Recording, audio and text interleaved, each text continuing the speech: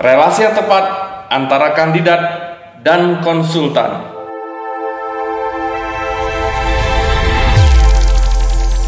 Oke teman-teman Citra Indonesia, kami jamin Anda menang. Pak Yanto, ini sedikit mau saya tanyakan Pak Yanto terkait dengan pencalonan kepala daerah Pak. Pak, apa yang harus dilakukan oleh seorang kandidat ketika sudah menandatangani persetujuan ataupun MOU dengan konsultan Pak? Ya, Mas Yuki, yang perlu dilakukan seorang kandidat terhadap konsultannya bukan hanya ketika dia setelah menandatangani kontrak, tapi sebelum menandatangani kontrak pun seorang kandidat itu harus memeriksa betul-betul konsultan yang ingin dia pakai.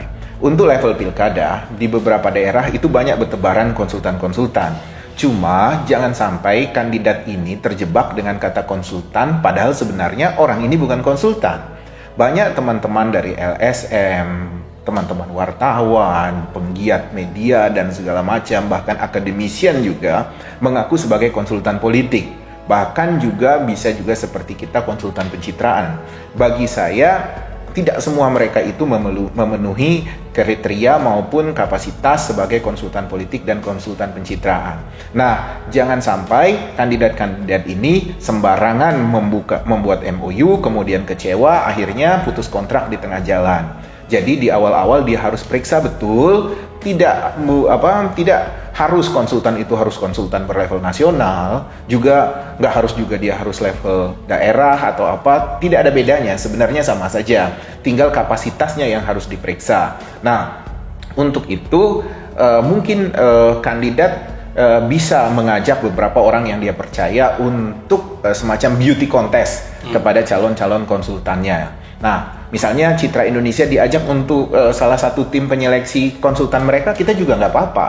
Jadi misalnya Pak Yanto, kita mungkin untuk bayaran Citra Indonesia kita masih perlu evaluasi lagi, tapi saya sudah terdesak untuk mencalonkan diri dari sekarang. Saya ingin punya konsultan ya dekat-dekat daerah saya sajalah, tolong dibantu agar saya bisa mendapat konsultan yang tepat. Nah, tolong diseleksi. Kita juga bisa melakukan itu, Mas Yuki. Nah, jadi sebelum penandatangan kontrak juga harus berhati-hati, dan setelah penandatangan kontrak, di situ kandidat seperti yang ditanyakan Mas Yuki apa yang dilakukan, serahkan saja kepada konsultan, misalnya dalam 1, 2 bulan, 3 bulan, biarkan konsultan itu bekerja. Tanyakan targetnya, dalam 1 bulan ini mau mengerjakan apa, 2 bulan ini mengerjakan apa, 3 bulan ini mau mengerjakan apa. Tanyakan target itu, jangan direcokin, jangan melakukan titipan-titipan yang asalnya berasal dari tim sukses atau rekanan atau pihak keluarga yang dititipkan dengan memaksa konsultan agar mau mengakomodir itu. Berikan kebebasan mereka bekerja, tapi tanyakan targetnya apa saja.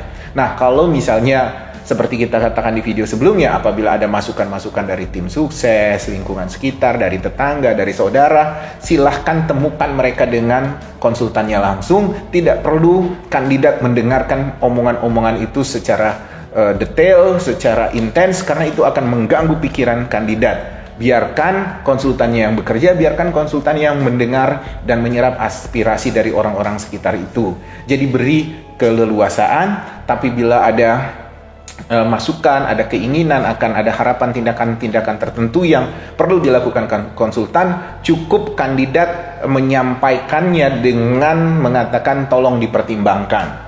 Jadi jangan kandidatnya seperti sudah punya keyakinan tertentu dulu atas omongan-omongan yang bukan konsultan itu. Jadi jangan dipaksa konsultan untuk mengikuti omongan itu, biarkan konsultannya yang menentukan langkah apa yang terbaik buat kandidat itu. Pak, ini antara konsultan dan kandidat, antara kandidat dan konsultan Pak. Untuk seorang mencalonkan kepala daerah Pak, itu biasanya berapa lama sih Pak dia untuk kontak seorang konsultan untuk menghubungi ketika pesta itu berjalan ataupun pilkada itu berjalan Pak, range waktunya Pak? Di video kita sebelumnya selambat-lambatnya 8 bulan sebelum pencoblosan, Mas Yuki. Tapi ini kan pilkada serentak. Seperti yang saya katakan pada beberapa sejumlah wawancara, jumlah konsultan itu terbatas, yang benar-benar konsultan. Kemudian jumlah jejaring juga pasti akan crowded, akan ramai diperebutkan oleh berbagai kandidat karena dia serentak. Jadi kalau 8 bulan itu masih terlalu tinggi resikonya. Jadi kalau saya pikir idealnya harusnya sekitar 15 bulan, 18 bulan sebelum pencoblosan konsultannya sudah bisa dikontrak untuk melakukan langkah-langkah awal atau mapping-mapping awal sebelum melakukan tindakan yang lebih konkret di lapangan. Jadi kalau misalnya 15 bulan atau 18 bulan, jadi kalau 18 bulan itu berarti kan 1,5 tahun.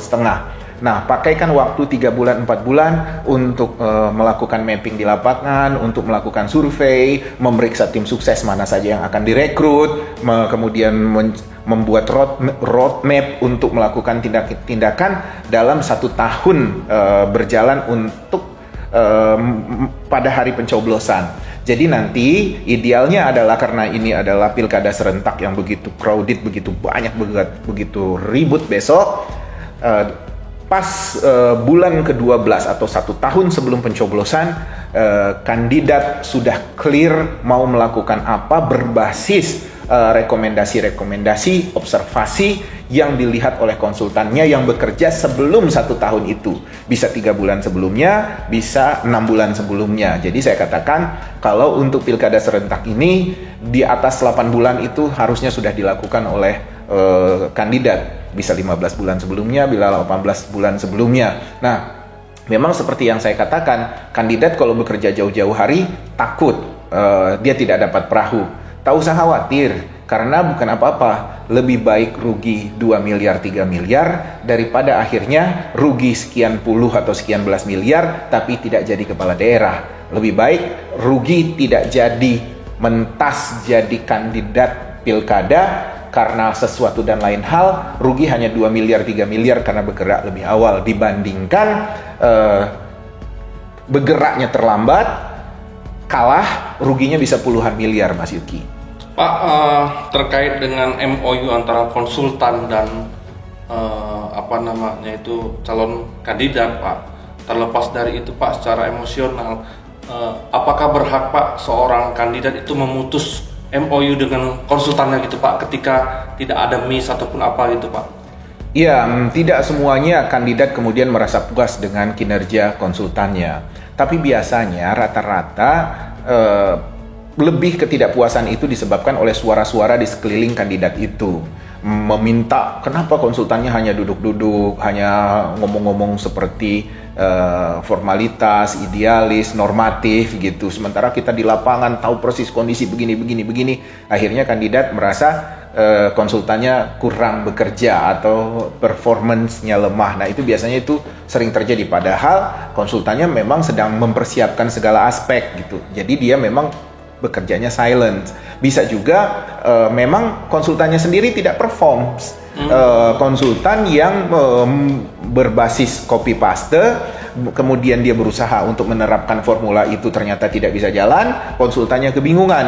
Nah, ini yang saya bilang harus berhati-hati untuk memilih konsultan seperti itu. Jadi jangan sampai kandidat ketemu konsultan-konsultan yang tidak handal gitu, Mas Yuki. Dan juga jangan pula kandidat itu seringkali begini, Mas Yuki. Mereka pingin bayar murah dulu di depan. Misalnya, ya Dinda, coba dulu dong, disiapin dulu buat abang nih, ini. Kemudian dia pengen melihat konsultannya bekerja dulu, ingin melihat performance konsultannya dulu. Bagi saya ini juga tidak fair, karena konsultan membutuhkan komitmen yang clear dari awal. Sehingga kalau misalnya kandidat melakukan tindakan itu, bisa saja konsultannya tidak perform. Akhirnya kandidat lebih menyalahkan konsultan, padahal sebenarnya kandidatnya sendiri yang tidak perform. Dari awal tidak mau menggelar MOU secara gentle dengan angka yang realistis, tapi sudah menuntut konsultannya membuktikan diri dulu. Nggak perlu membuktikan diri, lihat aja track recordnya, lihat saja apakah dia sudah bekerja baik untuk klien-klien dia sebelumnya, atau juga lihat kemampuan dia dalam memberikan proyeksi perspektif pada saat presentasi di awal. Itu sudah bisa kelihatan. Tak usah dibukti-buktikan sementara kandidatnya ngasih uang juga belum, atau cuma ngasih seperak 2 perak. Itu tidak fair buat konsultan gitu, Mas. Jadi memang kalau memang di tengah jalan kandidat merasa kurang sreg dengan seorang konsultan, ya ganti saja, cari lagi konsultan yang lebih baik, jangan dihentikan konsultannya, tapi nggak cari pengganti, malah lebih bahagia dengan tim sukses tukang hore-hore ini, tukang ecrek-ecrek, tukang penggembira. Ini tambah tenggelam ini kandidat. Dia akan masuk dalam sebuah fata morgana, akan masuk dalam sebuah halusinasi yang diciptakan oleh tim sukses di sekitar dia. Tidak ada lagi orang yang menjaga akal sehat dia. Gitu, Mas Yuki. Pak, secara konkret Pak, tadi Bapak utarakan terkait dengan ketika konsultan dan calon kandidat memutuskan hubungan karena ada salah satu miss Pak. Apakah itu mempengaruhi Pak untuk mereka menang dalam proses pemilihan tersebut gitu Pak?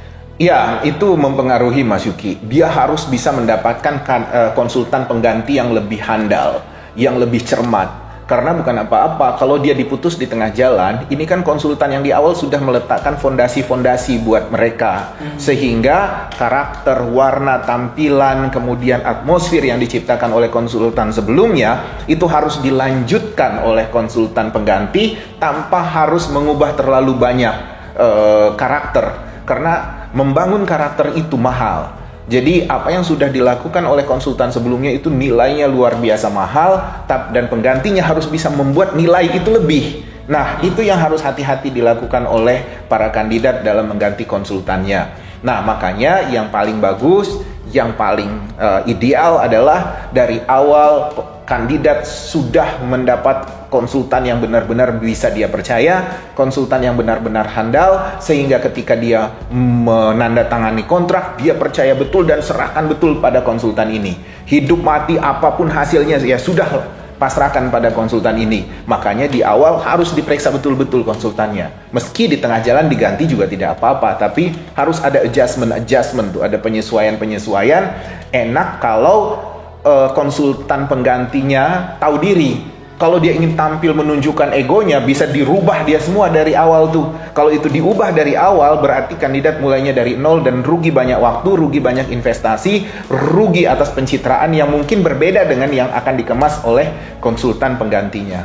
Pak, terkait dengan konsultan dan kandidat Pak, apakah kandidat itu berhak Pak untuk memarah-marahi konsultan Pak? Sangat berhak. Jadi kandidat itu harus cerewet pada konsultannya. Harus bertanya, sering-sering bertanya, kenapa, mengapa begini, kenapa begini. Itu yang harus dilakukan kandidat pada konsultannya, karena dia dikontrak untuk mendengarkan pembahasan-pembahasan, analisis-analisis, observasi yang dilakukan oleh konsultannya. Jadi kritik, marah, menuntut itu penting, tapi jangan melempar gagasan yang harus dilakukan oleh konsultan. Misalnya dengar dari tim sukses bahwa besok harus ada khitanan massal. Ini Adinda, kita harus khitanan massal besok. Itu nggak boleh seperti itu. Tapi kalau ditanyakan, ini menurut abang tadi sepertinya ada usulan ada khitanan massal nih. Menurut abang keren. Menurutmu gimana Dinda? Nah, biarkan konsultannya memetakan bahwa khitanan massal itu akan begini, dampaknya begini, timingnya yang bagus adalah bulan sekian, ini. Dengarkan konsultannya, jangan dipaksa. Misalnya, ini nih, ternyata semua udah pada siap tuh, tim sukses kita sudah pingin semua kita melihat ada sunatan massal, karena kita memang mau komitmennya seperti itu, perhatian dan peduli pada masyarakat. Jadi besok Dinda siapin tuh untuk sunatan massal. Itu yang tidak boleh dilakukan oleh kandidat. Biarkan konsultannya yang memutuskan apakah sunatan massal akan dilakukan atau tidak.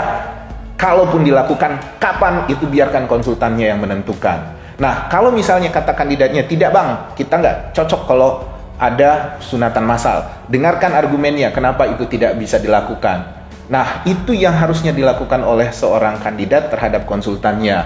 Bukan memaksakan pada program, bukan meyakini pandangan-pandangan orang lain, tapi tidak percaya dengan konsultannya. Pak, ketika MOU itu sudah berjalan Pak, antara kandidat dan konsultan, apakah konsultan itu mengawal sampai detik-detik terakhir pencalonan itu dimenangkan oleh lembaga ataupun apa Pak untuk memenangkan dalam konsultan tersebut Pak? Ya, itu tugasnya konsultan Mas Yuki. Jadi dia bukan hanya melakukan pencitraan, dia bukan hanya mengawal pengembangan jejaring, dia bukan hanya mungkin mengatur para donatur, dia bukan hanya sekedar membangun saksi-saksi di TPS, tapi banyak hal yang dilakukan oleh seorang konsultan, termasuk media relation misalnya. Konsultan harus mengerti bagaimana mengelola media relation yang baik dengan teman-teman media, dengan teman-teman wartawan itu. Karena pemberitaan itu harus betul-betul terukur. Jangan sampai misalnya ada nih satu kandidat karena uangnya terbatas gitu, dia tidak ngomong sama konsultannya karena dia mau menimang-nimang berbaik-baik dengan teman-teman wartawan. Dia kasih uang-uang receh kepada teman-teman wartawan, dan wartawan-wartawan ini adalah wartawan-wartawan media yang tidak mainstream, Mas Yuki. Media online yang tidak jelas, atau media cetak yang hanya cetaknya mungkin sebulan sekali, yang jarang dibaca orang. Tapi karena dia pingin dikelilingi oleh wartawan sering laporan sama dia, dikasih uang receh sedikit-sedikit wartawan itu, kompensasinya adalah pemberitaan di media yang tidak mainstream, yang tidak menunjukkan sebuah kredibilitas yang gagah. Kandidat itu merasa, wah, ada wartawan, ada orang yang mendukung, saya masuk berita. Dia sudah senang, padahal itu lebih banyak merugikan dan menjatuhkan kredibilitas dia di mata para pemilih. Karena dia hanya tampil di media yang nggak dilihat orang, sehingga orang mengatakan, oh memang dia bukan kandidat yang terkenal. Dan ini harus hati-hati. Bukan kita memusuhi teman-teman wartawan yang medianya tidak mainstream atau media yang tidak terkenal, tapi teman-teman ini juga perlu dirangkul, juga perlu dimanusiawikan. Tapi bukan berarti merangkul, memanusiawikan teman-teman wartawan ini langsung menuntut kita minta beritakan. Diberitakan atau tidak nggak ada masalah, tapi yang penting framework besarnya itu memang betul-betul mengacu kepada langkah-langkah yang sudah dipersiapkan oleh konsultan ini. Jadi jangan panik, misalnya waduh kandidat lain sudah masuk koran-koran tuh, saya gimana? Tanya saja sama konsultannya, curhat aja sama konsultannya, kenapa didinda, kita sepertinya belum muncul di media gitu. Nanti konsultannya yang bisa mencari solusinya, bukan gerilya sendiri, ngobrol-ngobrol, mojok-mojok, ngopi-ngopi dengan teman-teman wartawan atau LSM itu, bikin berita sendiri. Ini bisa ngaco, karena bukan apa-apa. Nanti kandidatnya merasa punya dunia sendiri, merasa berbahagia sendiri, padahal itu hanya menjadi mikro community di situ. Jadi jangan sampai kandidat lari ke hal-hal seperti itu, Mas Yuki. Tuntut terus konsultannya yang sudah dia bayar mahal itu, dan dengarkan penjelasan dan argumen dari konsultannya itu. Terima kasih Pak Yanto terkait dengan penjelasan yang sudah panjang lebar mengenai kandidat dan konsultan. Semoga kandidat yang selama ini kita dapat memenangkan dalam pilkada yang berikutnya. Terima kasih Pak Yanto. Sekian, terima kasih. Amin. Terima kasih Mas Yuki. Oke teman-teman Citra Indonesia, demikianlah pembahasan hubungan antara kandidat dan konsultan terkait dengan penandatangan MOU.